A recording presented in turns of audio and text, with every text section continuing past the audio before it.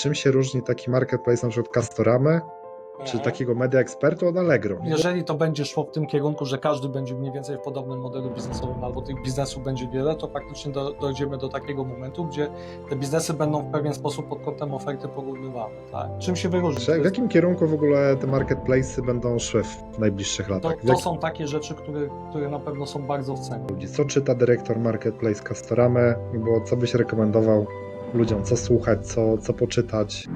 Od juniora do Digital Pro. Cześć, nazywam się Adam Chudzik i to jest kolejne spotkanie z cyklu Od juniora do Digital Pro. Od juniora do Digital Pro. Ostatnio zobaczyłem na social mediach, nie pamiętam gdzie, tekst, że musisz być na marketplace albo zostać marketplace'em i od razu było w mojej głowie takie tadam, dzwonię do Przemka, musimy o tym porozmawiać, bo temat rzeczywiście jest ciekawy. Także Przemek, dzięki wielkie, że znalazłeś czas, że pojawiłeś się u nas. Powiedz dwa słowa na temat swojego doświadczenia, co robisz. Cześć, słuchajcie, ja się nazywam Przemek Orzechowski i od kilkunastu lat zajmuję się handlem e-commerce'owym, handlem stacjonarnym. Generalnie wszystko, co do tej pory robiłem, jest związane z handlem. Nie jest tak, że nie umiem nic innego, ale często tak by się mogło wydawać. Zaczynałem w firmie handlowej w 2008 roku. Muszę powiedzieć, że Adam, jak ostatnio nawet o tym pomyślałem, zawsze byliśmy najmłodsi, a teraz już są młodsi od nas. Może tak, ja uważam, że jesteśmy juniorami starszymi. Tak. Tego się trzymajmy. My jesteśmy juniorami starszymi, dokładnie. Zaczynałem karierę w firmie typowej, handlowej, stacjonarnej, z siecią sklepów. Później w innej sieci pracowałem i od 2012 roku zajmuję się e-commerce'em. E-commerce'em w takim, można powiedzieć, różnym wydaniu, od strony bardziej handlowej, czyli kategory management, zakupy, tego rodzaju tematy. I od 2016 zajmuję się marketplace'em, czyli taką, można powiedzieć, specyficzną dziedziną, specyficznym modelem biznesowym w środku e-commerce'u.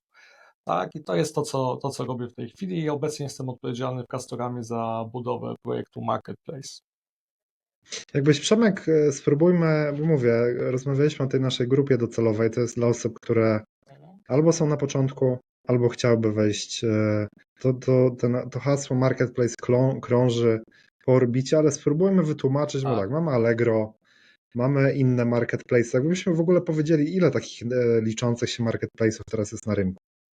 Tak, to myślę, że to jest, Adam, w ogóle ciekawe, bo bardzo dużo osób mówi o marketplace, tak? Teraz wszystko w zasadzie można powiedzieć marketplace to, marketplace tamto, wszyscy chcą budować marketplace i w zasadzie można powiedzieć, że temat jest w tym momencie bardzo na topie. Natomiast tak naprawdę takich liczących się marketplace'ów na rynku myślę, że może z 5 można by wymienić. Allegro, który jest typowym marketplace'em, który jest zdecydowanie liderem u nas rynku, tak? Takim najbardziej oczywistym przykładem marketplace'u. Mamy Amazona, który być może u nas jest trochę mniej popularny, jeżeli chodzi o ruch, tak, patrząc versus inne rynki, w szczególności Europy Zachodniej. Mamy kilka marketplace'ów nowych, ale można powiedzieć, że bardzo dynamicznie się rozwijających, takich jak AliExpress, takich jak temu. I mamy marketplace'y troszkę innego rodzaju, takie jak właśnie marketplace Castoramy, który jest bardziej specjalistyczny. Mamy marketplace Empikowy, marketplace Decathlonowy i myślę, że w najbliższym czasie jeszcze kilka biznesów się pojawi. Czyli tak naprawdę myślę, że można powiedzieć, że takich typowo polskich biznesów jest około 5, plus dodatkowo jeszcze mamy kilku przedstawicieli tej wschodniej myśli biznesowej, tak, internetowej. Dodam Media Expert, to ostatnio jako klient, bo szukałem czegoś dla siebie, tak jak Ci powiedziałem off the record, że faktycznie wyłapałem to już na ostatnim momencie, no bo też jakby dotknąłem tego momentu w swojej karierze i już przed zakupem widzę, że sprzedającym nie jest Media Expert, tylko faktycznie był jakiś merchant, nie pamiętam, ale faktycznie, no też duży gracz top 10 Gemiusa, więc faktycznie. Ja pamiętam, Przemek, jako młody chłopak, jeszcze, kiedy dołączyłem do już świętej pamięci sklepu Agito, w którym się poznaliśmy. Pozdrowienia dla wszystkich kolegów, z którymi walczyliśmy razem. Ja pamiętam, jak był ten moment, Emak przejął Agito i poinformował, że będzie marketplace. Ja pamiętam, jako taki gość, który no nic nie wiedział jeszcze, zacząłem się zastanawiać, jaka jest różnica pomiędzy dropshippingiem a marketplace'em. Jakbyśmy tutaj przez chwilę spróbowali to ludziom wytłumaczyć z perspektywy biznesu, ale też kupującego. Tak. Dropshipment można powiedzieć był takim trochę starszym bratem marketplace'u. Zanim pojawił się model marketplace'owy u nas na rynku, zanim stał on się popularny, był wcześniej popularny ten model dropshipmentowy, tak? Myślę, że żeby odpowiedzieć dobrze na pytanie, czym się różni, najpierw byśmy może porozmawiali dokładnie, czym jest, bo to też jest tak, że to jest takie trochę hasło klucz.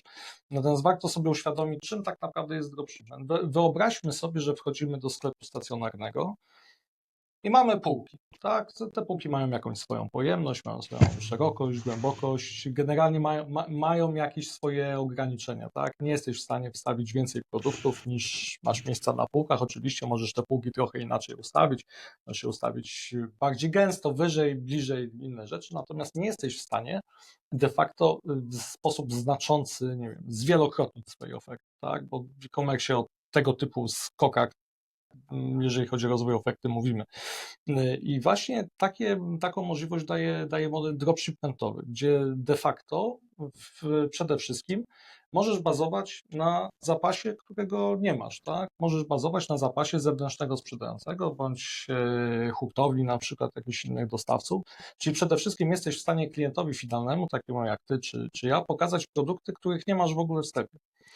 Z naszej perspektywy wygląda to dokładnie tak samo, natomiast różnica jest znacząca, dlatego że te produkty nie są u nas, tylko de facto są gdzie indziej, w innym magazynie. Co więcej, model dropshipmentowy w dużej mierze też odciąża logistykę, dlatego że normalnie, mając swój magazyn, musisz produkty zebrać, zapakować, wysłać. Wszystkie te rzeczy musisz zrobić, czyli w zasadzie cały ten łańcuch logistyczny musisz mieć bardzo, bardzo dobrze rozwinięty, w szczególności w dużym sklepie. Model dropshipmentowy to jest taki model, gdzie wysyłka do ciebie jako do klienta idzie bezpośrednio od sprzedającego. Tak? To jest taki najbardziej popularny model, gdzie de facto firma zewnętrzna w twoim imieniu wysyła to. Co jest charakterystyczne dla tego modelu biznesowego?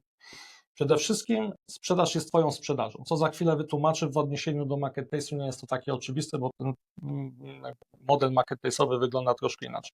Czyli jest to twoja sprzedaż. Jeżeli ty jesteś właścicielem sklepu i prowadzisz sprzedaż taką przy pomocy dostawców dropshipmentowych, jest to cały czas twoja sprzedaż. Ty zarządzasz ceną sprzedaży produktu. Co więcej, masz pewne obowiązki jako sprzedający, tak? Ty odpowiadasz przed kupującym, jesteś gwarantem, jesteś przy okazji odpowiedzialny za zwroty, rozpatrzenie reklamacji, wszystkie te rzeczy mniej przyjemne, które też są no, dużą częścią naszego e-commerce'owego biznesu. I to jest model dropshipmentowy, czyli to jest twoja sprzedaż realizowana przy pomocy zewnętrznego de facto operatora logistycznego, który dostarcza ci towar.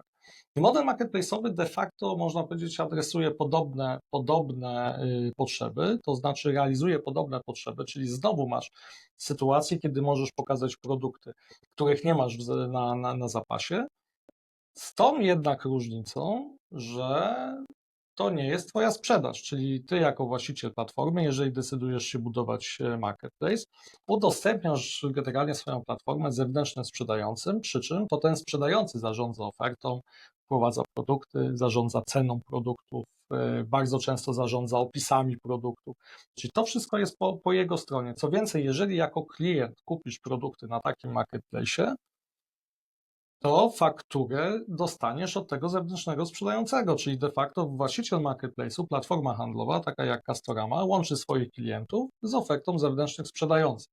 I to jest ta główna różnica, tak? Czyli można podsumować, że w tym modelu biznesowym nie masz zarządzania ceną, nie masz odpowiedzialności za sprzedaż, cała sprzedaż jest realizowana przez zewnętrznego sprzedającego. To nie jest też oczywiście tak, że możesz powiedzieć, a to wszystko jest po stronie sprzedającego, ja nie mam żadnych obowiązków. To oczywiście tak nie wygląda. Firmy, które dbają o jakość obsługi klienta, częściowo biorą też na siebie odpowiedzialność, to jest oczywiste, to jest cały czas, tak jak w przypadku Castoramy, nasz klient, za którego bierzemy odpowiedzialność w przypadku jakichkolwiek problemów, które wynikają ze statystyki, tak?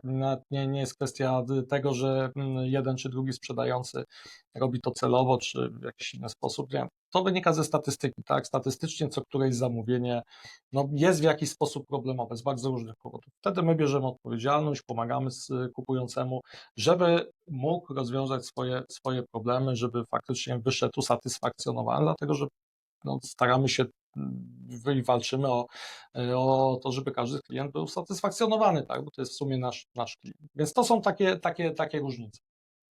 Czyli tak naprawdę podsumowując, dropshipping sprzedającym jest, czyli gdyby to było w przypadku Castorama i jakby jakieś reklamacje, pytania idą do Castoramy, w marketplace Dokładnie dalej tak. jakby pilnujecie tego, czy wszystko ok przebiega, natomiast zapytania, zwroty, reklamacje idą do tak zwanego merchanta, czyli Czyli firmy, dokładnie której tak. udostępniliście platformę. Platformę, dokładnie tak. Dokładnie tym się różnią te dwa modele biznesowe, tak? One się tym właśnie różnią z perspektywy kupującego, z perspektywy klienta, że w jednym kupujesz bezpośrednio w sklepie, w drugim kupujesz na platformie, ale od zewnętrznego sprzedającego, tak? Taka jest różnica. Ja się tak ostatnio, Przemek, zacząłem zastanawiać w ogóle z jakiego, bo ten rozkwit tych marketplace'ów to jest ostatnie tam powiedzmy, no nie wiem, musiałem dokładnie, ale kilka lat, umówmy się, tak? Pewnie 5, 7, 5, 8, no bo jak ty zacząłeś, mówiłeś 2016, no okej, no to więcej. 2016, tak.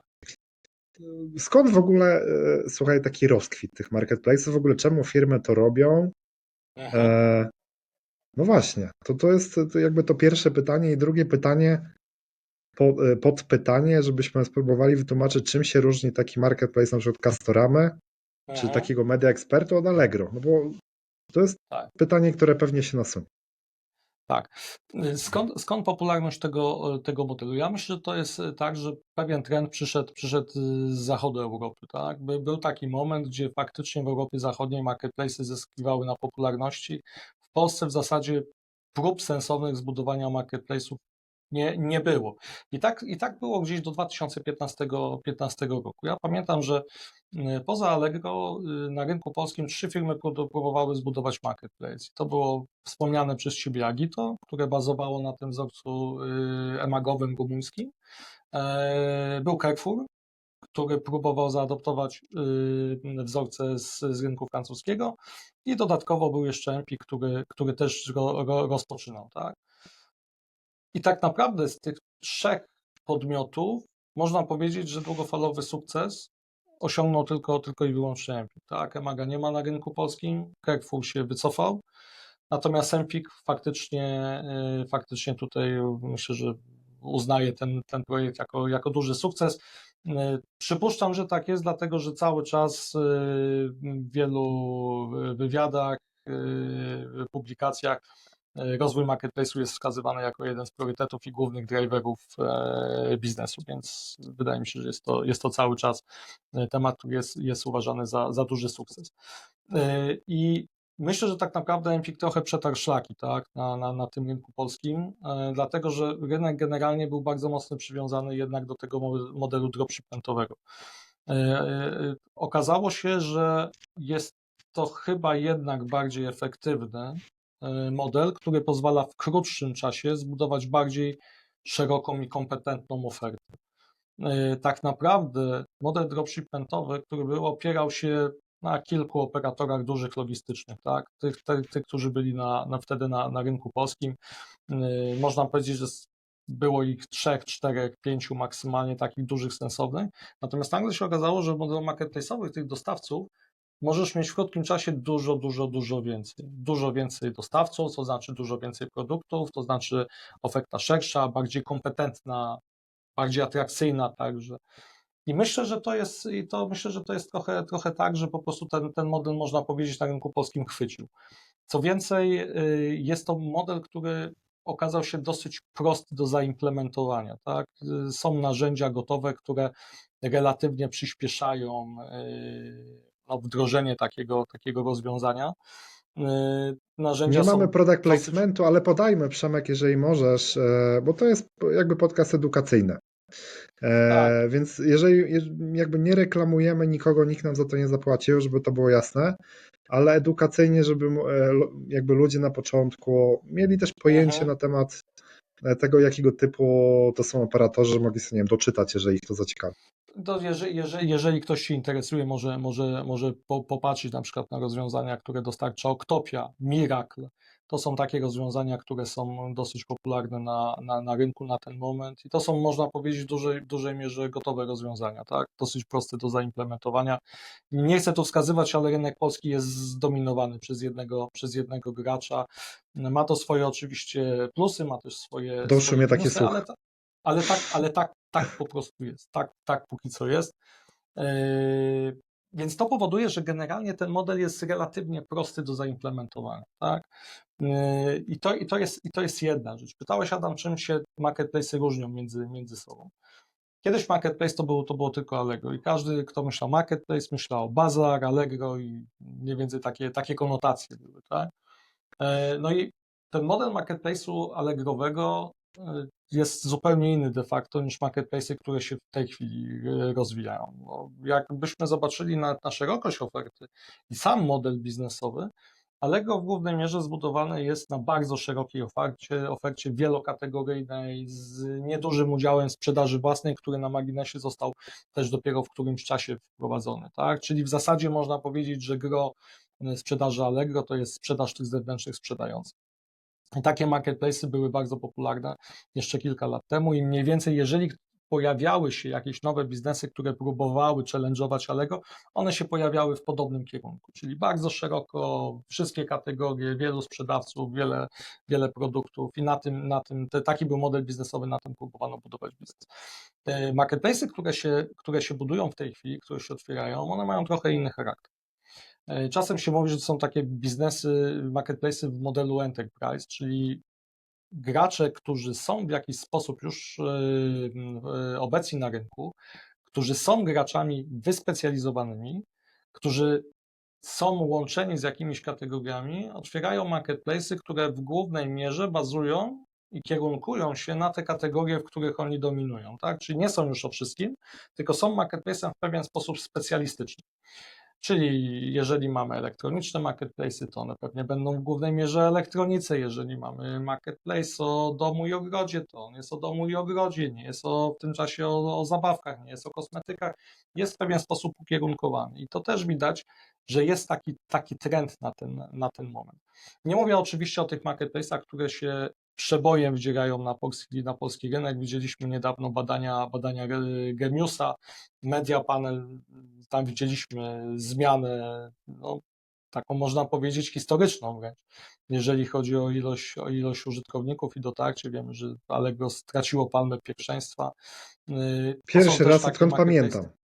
Pierwszy raz. Znaczy ja innych badań nie pamiętam. Od kiedy znam Media Panel, zawsze Allegro było pierwsze i zawsze miało znaczącą przewagę nad drugim, trzecim innymi graczami. Tak? Więc wyświetlimy to badanie widzom, wyświetlimy na ekranie badanie tak. widzom, bo faktycznie DigitalX publikuje to co miesiąc i też to widziałem, więc popatrzycie sobie, drodzy widzowie, jak rzeczywiście wygląda top 10 największych sklepów internetowych, platform internetowych, tak naprawdę powinienem powiedzieć. Warto na to spojrzeć, bo w ogóle w takim świecie offline'owym to są takie zmiany, które generalnie są wręcz nie do przeprowadzenia.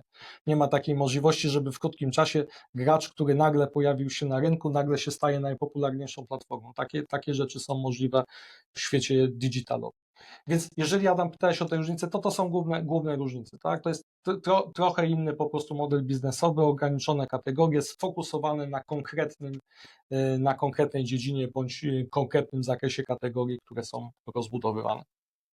Ja też wiemy, Przemek, doskonale, jakby dotknęliśmy trochę tego, że te marketplace'y pomimo tych specjalizacji, gracze pomimo specjalizacji szukają obrotu i marży w nowych dla siebie kategoriach typu perfumy, jak jest tak wspomniane zabawki. Ja się tak zacząłem zastanawiać, że powiedzmy buduje się ten ekosystem tych marketplace'ów Bo to jest takie kluczowe pytanie. No i każdy będzie miał tą szeroką ofertę, nazwijmy to.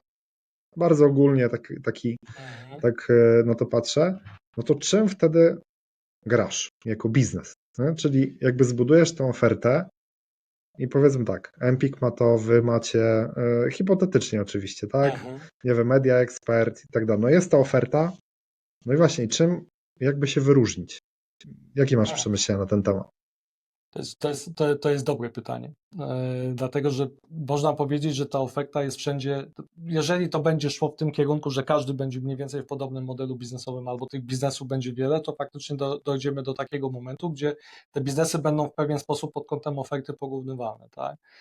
Więc czym się wyróżnić? To jest bardzo dobre pytanie i wydaje mi się, że my mamy odpowiedź, tak? Mamy odpowiedź na to i generalnie sklepy, które w tej chwili otwierają marketplace'y, są modelem, który jednak modelem biznesowym omnikanałowym, tak? I na tą omnikanałowość bardzo mocno stawiają. To są takie modele, które nie są dostępne dla pure e-commerce'owych graczy, czyli Allegro jest bardzo mocne w świecie typowo digitalowym, Amazon, tak? Jak najbardziej, Temu, AliExpress, ale żaden z tych modeli biznesowych nie jest w stanie dostarczyć faktycznie takich, można powiedzieć, omnikanałowych, nie chcę powiedzieć doznań, bo to może nie jest dobre słowo, ale doświadczeń. I to jest coś, na czym na pewno można się wyróżniać. To, co jest też bardzo istotne, to pewna konotacja brandu, tak? Jeżeli są brandy, które mają rozpoznawalną i silną pozycję na rynku, tak jak Castorama, nam zdecydowanie prościej będzie budować biznes związany z domem i ogrodem, tak?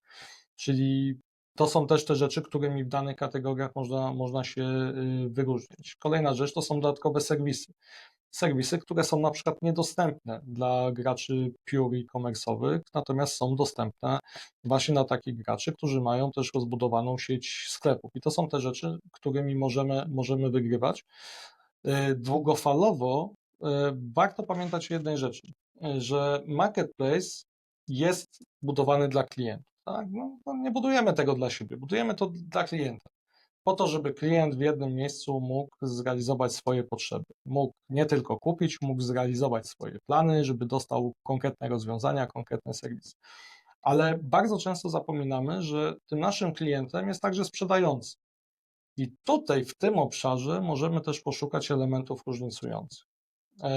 Bardzo długo było tak, że ktoś, kto sprzedawał na najbardziej znanej platformie internetowej w Polsce, w momencie, kiedy na przykład potrzebował coś, pisał maila, robot mu odpowiadał, tak? Tak to po prostu wyglądało. Natomiast tym, czym można wygrać, to jest zdedykowane podejście do sprzedającego, dodatkowe serwisy dla sprzedających, to jest umożliwienie na przykład sprzedaży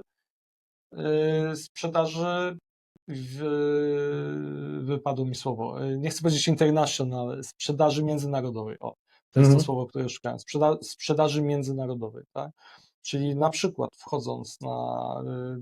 podejmując decyzję o dołączeniu do takiego marketplace'u, który jest marketplace'em multinarodowym, wielonarodowym, można na przykład swoje produkty także sprzedawać poza granicami kraju. I to są też takie rzeczy, których nie każdy marketplace jest w stanie na dzisiaj zaproponować. A więc szukajmy tych przewag konkurencyjnych nie tylko w odniesieniu do klienta takiego typowego B2C, ale szukajmy też przewag konkurencyjnych w tym, co możemy zaoferować naszemu klientowi B2B, czyli typowemu sprzedawcy, bo sprzedawcy też są bardzo wymagający na ten moment i szukają biznesów, które w sposób najbardziej prosty i całościowy mogą realizować ich potrzeby. To wspomniałeś o tym, że ja lubię też cyferki, tak jak i ty. Parę lat się już znamy, więc a propos tego offline'u, no powiedzmy, że e-commerce to jest plus minus 10% sprzedaży retailowej, tak? Czyli jednak patrząc nawet na dane, które GUS publikuje, to się waha, więc tak, żeby nasi widzowie mieli punkt odniesienia, jeżeli mówimy o e-commerce, to jaki to jest w ogóle udział sprzedaży w retailu. Zatrzymajmy się, Przemek, bo mówię, znów jakby rozmawialiśmy, dla kogo robimy tę rozmowę. Jakby jednym z takich moich celów jest to, aby jakieś takie pojawiły się ciekawe informacje dla ludzi, którzy mogą sobie gdzieś tam narysować w głowie potencjalną jakąś ścieżkę rozwoju. Powiedzmy, że no mamy taką osobę, która z jakiegoś powodu jest zaciekawiona i chciałaby iść w tym kierunku marketplace'u. Żeby za dużo nie zdradzić jakichś tajemnic handlowych, wiadomo, jakbyś powiedział, to w ramach tej struktury, którą zarządzasz, w jakich kierunkach może tego typu osoba pójść? Jakieś właśnie, przykładowe stanowiska? Muszę powiedzieć, że to jest właśnie ciekawe w tym modelu marketplace'owym, że generalnie można powiedzieć, że taki typowy dział marketplace'u to jest przynajmniej mikroorganizacja, tak? Gdzie też są różne kompetencje, gdzie są różne zadania i de facto potrzebne kompetencje są bardzo różne. Można powiedzieć, że taki typowy dział marketplace'owy i to jest mniej więcej taki model, który jest widoczny w wielu firmach i on jest, można powiedzieć, w pełni replikowalny. Jest taki podział, że struktura działu w zasadzie odzwierciedla drogę sprzedawcy, czyli sposób, w jaki nawiązujemy współpracę ze sprzedawcą i jego kolejne etapy życia na marketplace tak naprawdę są odzwierciedlone w strukturze. A więc to, co jest istotne, to przede wszystkim jest ten cały obszar związany z nawiązaniem współpracy ze sprzedającym. Można powiedzieć, że to jest rekrutacja, można powiedzieć, że to jest jakaś selekcja. W każdym razie to jest to cały obszar nawiązywania współpracy, czyli na pewno tutaj są potrzebne kompetencje typu przedstawiciel handlowy, tak? To są takie kompetencje, które można wykorzystać. Tu potrzeba ludzi, którzy jak zostaną drzwiami wyrzuceni, to wejdą oknem, którzy będą zdeterminowani i będą w stanie dopchać się do najbardziej wartościowych sprzedawców na rynku, tak? Czyli to jest ta kompetencja de facto. Później Czyli mamy to są kompetencje, hunterzy, dobrze to są rozumiem? Taki hunter. taki typowy hunter. I ja zawsze mówię, to jest taki trochę przedstawiciel handlowy, tak? Taki, który musi sprzedać, bo muszę też powiedzieć, że wcale nie jest tak, że marketplace nie opiera się tylko i wyłącznie na tych graczach, którzy przyjdą. Oczywiście, jak masz rozpoznawalny brand, jeżeli startujesz, robisz coś ciekawego, masz długą kolejkę chętnych do sprzedaży, tak? Ale przychodzi też taki moment, że chcesz konkretnych graczy zaprosić do tego twojego projektu i może się okazać, że z różnych przyczyn nie jest to takie proste, bo może być tak, że po prostu jest kwestia też ustawienia pewnych priorytetów, więc musi tutaj być ktoś, kto de facto będzie w stanie zbudować relacje, nawiązać współpracę, przekonać, dlaczego akurat warto brać udział w tym projekcie. Na pewno musi to być też osoba o kompetencjach takich, można powiedzieć, mocno biznesowych i takiej, która dotrzymuje generalnie obietnic, która potrafi budować długofalowe relacje, nie tylko jednorazowo, ale długofalowo, tak? Bo to jest też trochę o zaufaniu i to jest osoba, która musi to zaufanie zbudować. I to jest jakby jeden pion. Drugi pion to jest pion związany z rozpoczęciem współpracy. Żeby rozpocząć współpracę, jako że jest to projekt typowo e-commerce'owy, potrzebne są kwestie związane z integracją informatyczną. Czasem to wygląda prościej, czasem to wygląda trudniej, natomiast to jest bardzo ważny element, czyli ten cały, można powiedzieć, taki onboarding merchanta, tak?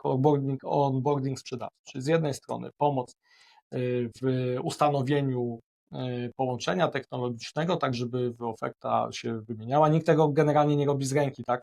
Typowo ręcznie, podmiany. Wszystko to jest zautomatyzowane, więc to jest kwestia tego, żeby pomóc zbudować ten model integracyjny i pomóc skonfigurować wszystko, dodać produkty, skontrolować jakość, tak żeby przygotować się do sprzedaży. Czyli tutaj mamy rekrutację, później mamy ten cały temat związany z integracją, przygotowanie do sprzedaży i to jest ten drugi filar. I tutaj de facto te kompetencje są zupełnie inne niż w tej pierwszej części.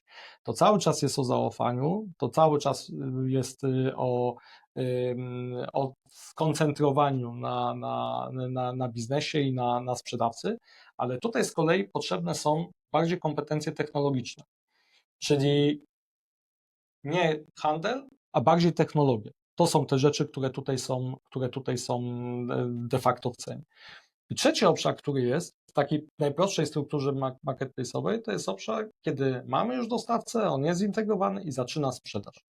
I tutaj z kolei mamy tematy związane z akceleracją sprzedaży, mamy tematy związane z zarządzaniem ofertą, z aktywizacją sprzedającego, z ustawianiem jak najlepszych cen, organizowaniem promocji, tego typu rzeczy. Czyli tu z kolei mamy taką kompetencję, która no, dla wielu jest najbardziej ciekawa. Masz już gotowy materiał i teraz trzeba budować sprzedaż. I tutaj potrzebne są typowe kompetencje handlowe, to mogą być kompetencje związane też z kategorii managementem, na przykład. Prawdę powiedziawszy, może to być, to jest takie stanowisko i tak dział, który jest odzwierciedleniem takiego typowego kategorii menadżera aktywnego ze świata offline'owego, tak? Tutaj tylko działamy w modelu e-commerce'u, gdzie de facto zarządzasz nie do końca swoją ofertą, ale też zarządzasz kalendarzem marketingowym, aktywizacją, badasz potrzeby klientów z kolei, odzwierciedlasz w aktywnościach marketingowych potrzeby tych klientów, tak żeby budować sprzedaż. I oczywiście w takich większych strukturach marketplace'owych mamy jeszcze też stanowiska związane z pozyskiwaniem na przykład reklam różnego rodzaju, tak, z profesjonalizacją sprzedających, z usługami dla kupujących. No wiadomo, że te struktury są dużo szersze. Przemek, powiedz dwa słowa na takim... temat, bo Przemek, przepraszam, ale jedno, jakbyś Bardzo mógł proszę. rozwinąć ten wątek, bo to mnie zaciekawiło. Profesjonalizacja, ty zawsze ładnie mówiłeś, to u ciebie zawsze doceniałem. Masz to. Profesjonalizacja sprzedających. Powiesz dwa słowa? Przykład, żeby ludzie to zrozumieli. Ja też. Tak, oczywiście. To jest taki obszar, który też bardzo często jest niedoceniany. Chodzi o to, żeby ten sprzedający jak najlepiej był w stanie uczestniczyć w życiu marketplace'u, tak można powiedzieć. Czyli chodzi o to, żeby na przykład zaczął korzystać z dodatkowych danych, które jako platforma możemy mu dostarczyć, żeby zaczął się uczyć, co mu rotuje, jak mu rotuje, tak? To są takie rzeczy, które można powiedzieć, no jak to, handlujesz i nie wiesz? Różnie z tym bywa. Dlatego to jest taki obszar, który de facto służy rozwojowi sprzedającego. Jest to bardzo istotne. Z każdym sprzedający, albo z prawie każdym sprzedającym można pracować, żeby sprzedawał lepiej, bardziej efektywnie, de facto, żeby był w stanie dostarczyć więcej, lepiej, szybciej klientowi, który u niego kupuje. I to jest bardzo istotny obszar. Analityka, budowanie raportowania na przykład, tak? To są te rzeczy, które możemy robić dla naszych sprzedających. Czy business development łamane przez kategory development. To co jakby wniosek, który płynie z tego, Przemek, co mówisz, bo to też rozmawialiśmy off the record, więc jakby zdradzę trochę, że e-commerce to nie tylko siedzenie za komputerem, bo to ważne, trzeba to jasno powiedzieć, tylko jednak też budowanie relacji. Takie czy przez wideo, czy przez rozmowę, czy to z merchantami, tak, czy też z dostawcami. Bo nawet jak ja rozmawiam z osobami, które no, mają bardzo podstawową wiedzę na temat i wyobrażenie w ogóle na temat e-commerce'u, że siedzisz za komputerkiem, klikasz i sprzedajesz.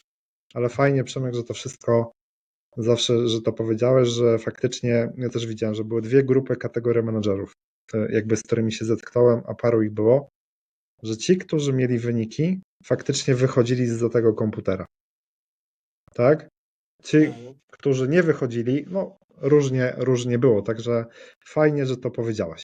To słuchaj jeszcze, żeby trochę... Ja tam tutaj jeszcze, jeżeli można, to dopowiem, że nie każdy, kto wychodził z biurka, miał wyniki, ale przeważnie ci, co siedzieli za biurkiem, Chciałem, bo wiesz, oczywiście wejście za biurko, gdzie idziesz do tego biurka, prawda? Tak, To jeszcze było, tak. to absolutnie się stało, zgadzam, humorystyczny akcent, ale jakby myśl jest taka, że e-commerce to nie tylko faktycznie interakcje poprzez stronę internetową czy maila. Jakbyśmy, Przemek, jeszcze dwa słowa, jak szukasz do zespołu, no masz już kawał doświadczenia, tak? Zarządzasz zespołami od wielu lat. Mogę powiedzieć od siebie, że robisz to dobrze, jakby na tyle, co cię znam. Jesteś ludzki człowiek. Jak trzeba przyciśniesz, jak trzeba, to faktycznie to uważam, są fajne cechy lidera w obecnych czasach. Jak rekrutujesz no powiedzmy ludzi, którzy są na początku swojej drogi, to na co zwracasz uwagę, tak żeby znów dać trochę mięsa tym osobom, które będą słuchały.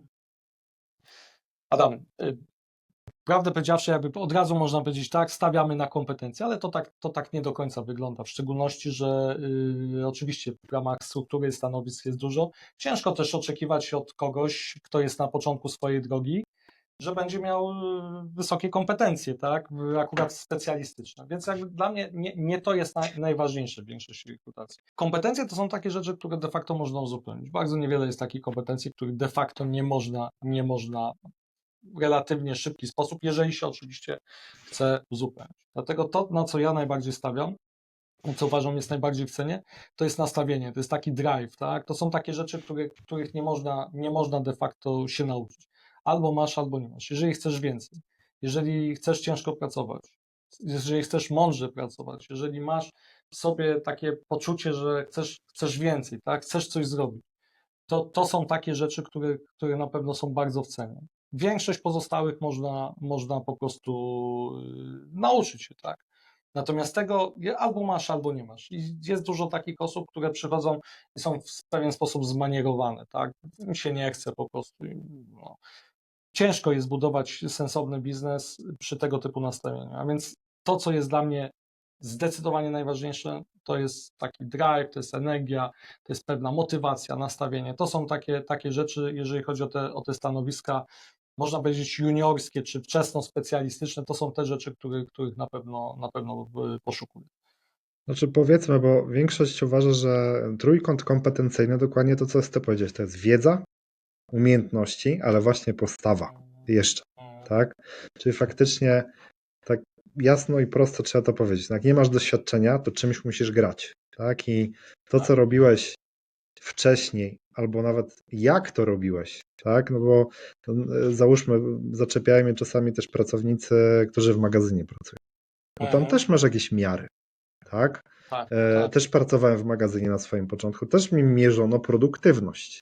I też był jakiś obraz tego, bo to jest najprostszy przykład, żeby podać, tak? Jeżeli ktoś dobrze przygotował paczki, nie robił błędów, no to już jest jakiś argument, prawda, do tego, że on robi robotę, tak? Zawsze możemy z jego szefem porozmawiać. Staram się też takie jasne przykłady przekazywać, bo jest sporo ambitnych ludzi, którzy chcieliby wejść do branży, mają pracę fizyczną, są tym zainteresowani, więc ja im podaję takie przykłady, bo mają problem z pisaniem CV.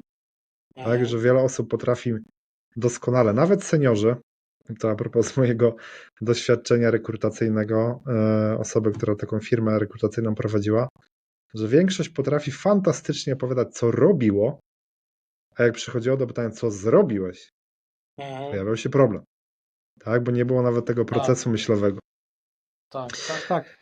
Zdecydowanie. Znaczy ja zawsze mówię, są rzeczy, które można nabyć, natomiast są rzeczy, których my nie jesteśmy w stanie zmienić, tak?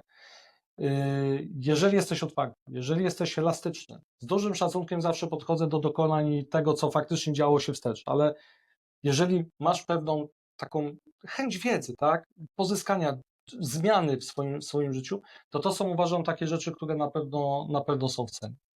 A Przemek, czy jesteś w stanie, no bo ty masz nosa, tak? Ja wiem, że w rekrutacjach po prostu ma się też intuicję, tak? Że jak mówisz o tym drive'ie, też lubię to słowo drive. Nawet w jednym z tytułów daliśmy, że ciąg na bramkę, tak? To jest to, czego ja zawsze szukałem, jeżeli prowadziłem rekrutację. Czy masz jakieś takie symptomy, które ci mówią o tym, że ktoś może się sprawdzić w tym obszarze? Jeżeli ktoś poszukuje na przykład niestandardowych rozwiązań, często jest tak, że się zderzamy z jakimiś problemami, które w pierwszej chwili przerasta to nas, tak? Jest niestandardowy problem, nie jestem w stanie tego rozwiązać. Często jest tak, że rozwiązania szukamy po jednej stronie, ono nie tylko, że jest nawet nie po drugiej, tylko jest zupełnie w innym miejscu. I myślę, takie niestandardowe myślenie to są te rzeczy, które na pewno mogą w jakiś sposób dobrze rokować. To, co też dla mnie jest istotne, to pewna umiejętność, o tym wcześniej nie wspomniałem, ale to też wydaje mi się, to jest warte podkreślenia, umiejętność pracy w grupie, tak? Oczywiście bardzo doceniam ultra specjalistów, ale de facto biznes, taki handel, nie tylko marketplace, ale to w innych jakby dziedzinach. Tak to jest, to nie jest one man show, tak? Więc bardzo doceniam specjalistów, ale jeżeli nie umiesz współpracować z innymi, jeżeli nie szanujesz innych, to też nie jest dobrze. Dlatego to, co może być na przykład dobrym takim symptomem, to jest właśnie umiejętność pracy w grupie. Może w jakichś organizacjach dodatkowych, tak, jakichś innych, poza w ogóle takich biznesowych, tam, gdzie masz kontakt z ludźmi, gdzie musisz realizować jakieś projekty, gdzie nie zawsze jest tak, że wszystko jest po twojej myśli, a jednak musisz się w jakiś sposób dogadać, bo właśnie to są takie cechy, które się przydadzą i tak naprawdę one się przydadzą zarówno w rekrutacji, gdzie musisz po prostu zbudować tą nić porozumienia bardzo często w sposób niestandardowy, przydadzą się w tym aspekcie integracyjnym, bo też często jest tak, że z drugiej strony siedzi ktoś, kto czasem jest nie do końca zmotywowany, czasem by nawet chciał, ale nie wie jak się zabrać. Trzeba też w taki sposób, można powiedzieć, nie chcę powiedzieć ludzki, ale tak trochę jest, trzeba też zrozumieć tą drugą osobę, tak? I w tym aspekcie handlowym, gdzie też musisz myśleć niestandardowo, współpracować. To są właśnie te rzeczy, które na pewno mogą pomóc, tak? Jeżeli nie potrafisz współpracować w grupie, będzie ciężko. Będzie ciężko. To, co jeszcze chciałem powiedzieć, że jeżeli chodzi o same kompetencje, przypuszczalnie, jeżeli pracowałeś w firmie handlowej i to był dział handlowy, albo dział na przykład e-commerce, to bardzo dużo z kompetencji, które tam mogłeś posiąść, one będą do wykorzystania w marketplace. Reszty możesz się nauczyć. Jeżeli byłeś dobrym kupcem, dobrym kategorii menadżerem, jeżeli dbałeś o swoich klientów, jeżeli patrzyłeś na ich potrzeby, jeżeli dobrze budowałeś relacje z dostawcami, to są takie rzeczy, które na pewno będą procentowe. To znaczy, że masz część tych kompetencji. Jeżeli byłeś w firmie, gdzie był e-commerce, jeżeli byłeś przy tym e-commerce, może nie do końca odpowiedzialny za sprzedaż, ale to też jest tak, że masz wiedzę, wiesz jak to działa. To są takie rzeczy, które też można wykorzystać właśnie w pracy z marketplace. Jakbyś Przemek na tyle, ile możesz, też powiedział z grubsza, jak na przykład w Castoramie taki proces rekrutacyjny, no takim wysokopoziomowo, czy jak ktoś zaaplikuje i bierzecie go pod uwagę, to mniej więcej jak to wygląda? Słuchajcie, to Adam, wygląda tak. Przede wszystkim w dużej organizacji w bardzo mocnym stopniu stawiamy na rekrutację wewnętrzną. I to jest bardzo istotne, dlatego że często jest tak, że osoby, które chcą pracować na jakimś stanowisku, nie mogą się dostać bezpośrednio na to stanowisko, ale dajemy na przykład możliwość ludziom o odpowiednim nastawieniu i chęciach do tego, żeby być może dzisiaj pracują w sklepach, ale dajemy im możliwość aplikowania na te stanowiska u nas. Tutaj puszczam oko, bo to generalnie wiąże się, że do dużych firm warto dołączyć, dlatego że jakby wachlarz możliwości, nawet nie w modelu takim krótkoterminowym, ale długoterminowym jest naprawdę bardzo, bardzo szeroki. Tak? To jest jedno. Oczywiście prowadzimy też rekrutację zewnętrzną w różnych kanałach, poprzez ogłoszenia, poprzez różnego rodzaju rekrutacje dedykowane. Zawsze mamy spotkanie z HR-em, zawsze mamy spotkanie z osobą, która będzie bezpośrednim przełożonym. Zawsze mamy jakiś taki, nie chcę powiedzieć test kompetencyjny, bo to nie jest stricte test kompetencyjny, ale patrzymy, na ile dana osoba może się wpisywać w naszą organizację, nie pod kątem skillów, które ma, ale pod kątem właśnie nastawienia, wartości. To są dla nas bardzo istotne rzeczy.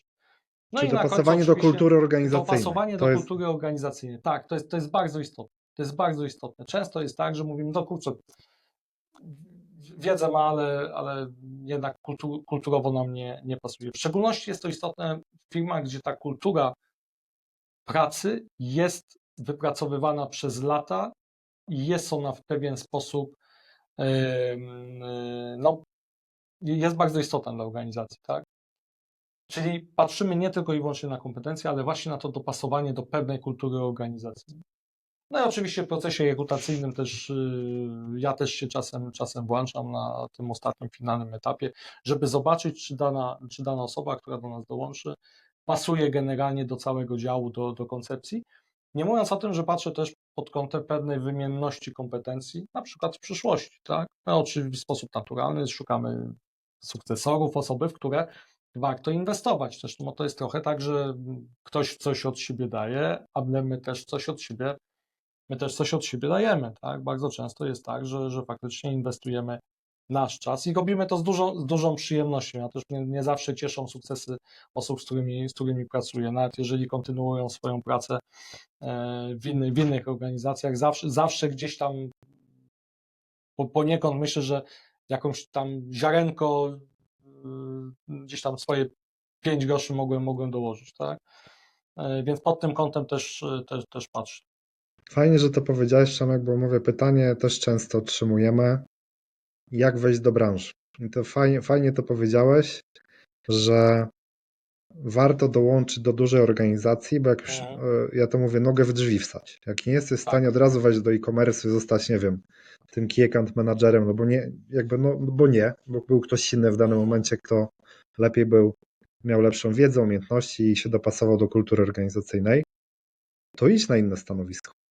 Tak? Popracuj, zbuduj zaufanie, zaprzyjaźnij się z tymi ludźmi i masz większą szansę wtedy, bo mówię, każdy chce od razu, każdy by tak chciał, żeby zrobić ten skok. Natomiast fajnie, Przemek, że podałeś ten przykład, zresztą u ciebie też z kariery wyszło, że byłeś kupcem, tak? I w którymś momencie byłeś kupcem w firmie, która miała e-commerce i naturalną drogą było to, że zacząłeś w tym e-commerce, w tym ekosystemie funkcjonować. Ja też od siebie dodam, ja też jak trafiłem do pierwszego sklepu internetowego, to nie byłem zatrudniony do twojego teamu na kategorię menadżera, tylko przyjdź, zbuduj B2B. No i musiałem się nauczyć tego e-commerce, zrozumieć to i wtedy już było trochę łatwiej, jakby będąc w środku, nauczyć się pewnych rzeczy. Miło to wspominam. Przemek, dzięki za to. Trochę się w wróżkę pobawmy. Jak obstawiasz? W jakim kierunku w ogóle te marketplace'y będą szły w najbliższych latach? W jakim ten biznes marketplace'owy kierunku będzie się rozwijał? Jak to widzisz? Czyli jakbym wróżką był, to bym dzisiaj pewnie lotto poszedł obstawić. Powiem tak, że jakiś czas temu zawsze mi się wydawało, że jeżeli ktoś może tutaj rynkiem polskim zamieszać na dużą skalę, że będą to biznesy właśnie te azjatyckie. I można powiedzieć, zobaczymy, ale na razie to się sprawdza, tak? Czyli to są biznesy, które w pewien sposób są nieprzewidywalne. Nie zawsze mam też wrażenie, że one grają jakby w tych samych regułach, tak?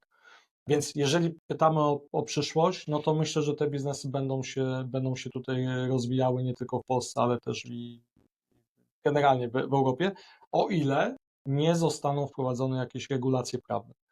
Może być tak, że z przyczyn takich pozabiznesowych one po prostu zostaną gdzieś tam w pewien sposób ograniczone. Więc to na pewno jest jedna rzecz. Druga rzecz, nie bardzo wierzę w kolejne duże marketplace, takie można powiedzieć multikategoryjne, tak? Znaczy nie widzę, co one by mogły po prostu wnieść na dzień dzisiejszy. Było kilka prób i w zasadzie wszyscy się wycofali, tak? Wcześniej czy później. Więc raczej przyszłość tego e-commerce'u, przyszłość marketplace'u, dla mnie to są marketplace'y specjalistyczne.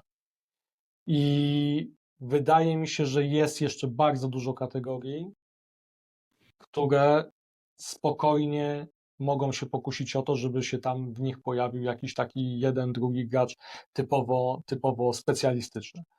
Nie ma cały czas marketplace'u kosmetycznego, nie ma cały czas typowego marketplace'u dziecięcego.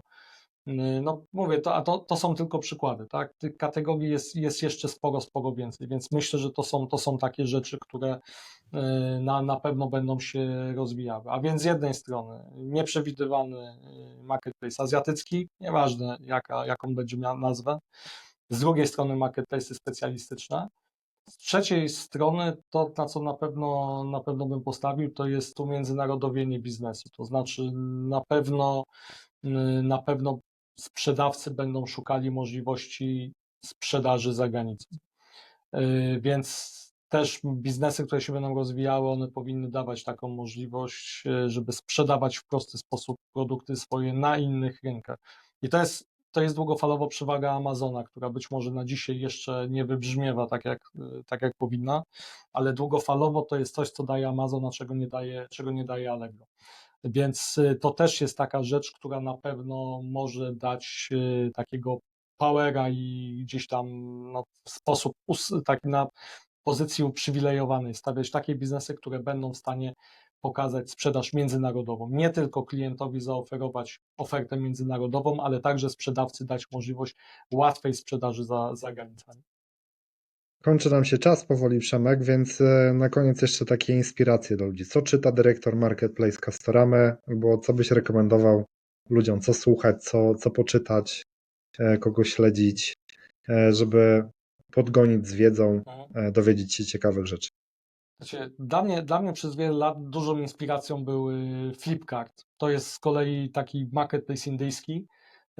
W Polsce jeszcze nie było marketplace'ów. Na Flipkarcie można było zobaczyć pewne trendy, sposób zarządzania kategoriami, sposób nie wiem, zarządzania relacją z merchantami, więc na pewno warto patrzeć nie tylko na rynek polski, ale też i na zagranicę, bo pewne trendy, które tam się pojawiają, ja nie mówię, żeby wszystkie brać, ale na pewno są rozwiązania, które warto wziąć. Ja osobiście cały czas jednak działam w tej omnikanałowości, można powiedzieć, na różnych kanałach. Cały czas czytam wiadomości handlowe. To jest dla mnie też źródło inspiracji. Czytam różnego rodzaju artykuły, takie typowo, które się pojawiają na różnego rodzaju konferencjach, jakieś podsumowania, bo to też pokazuje trendy, tak? Nie jest ważne, żeby zarządzać tym, co jest dzisiaj. Ważne jest to, żeby przewidywać do przodu, przewidywać trendy, tak? Więc to są na pewno rzeczy, na które warto zwracać uwagę. Podlinkujemy te najciekawsze rzeczy na YouTubie w komentarzu, żeby, jeżeli będzie taka wola. Ja bardzo chętnie też podrzucę kilka. Przemek, wielkie dzięki za spotkanie. Nie widzieliśmy się długo. 100 lat. 100 Także, lat. także cieszę się, że ten czas wygospodarowałeś. Wiem, że masz sporo na głowie. Mocno pracujecie w Castoramie nad rozwojem. Dzięki wielkie. Jeżeli kogoś to zaciekawiło, słuchajcie, raz w tygodniu publikujemy nowy odcinek. Kolejni goście równie ciekawi jak Przemek. Jeżeli to Cię zaciekawiło, zasubskrybuj kanał, czy jest to YouTube, czy Apple Podcast, czy Spotify. Co tydzień znajdziesz nowy odcinek z serii Od Juniora do Digital Pro. Dzięki wielkie i do zobaczenia. Dziękuję bardzo za rozmowę, dziękuję za zaproszenie.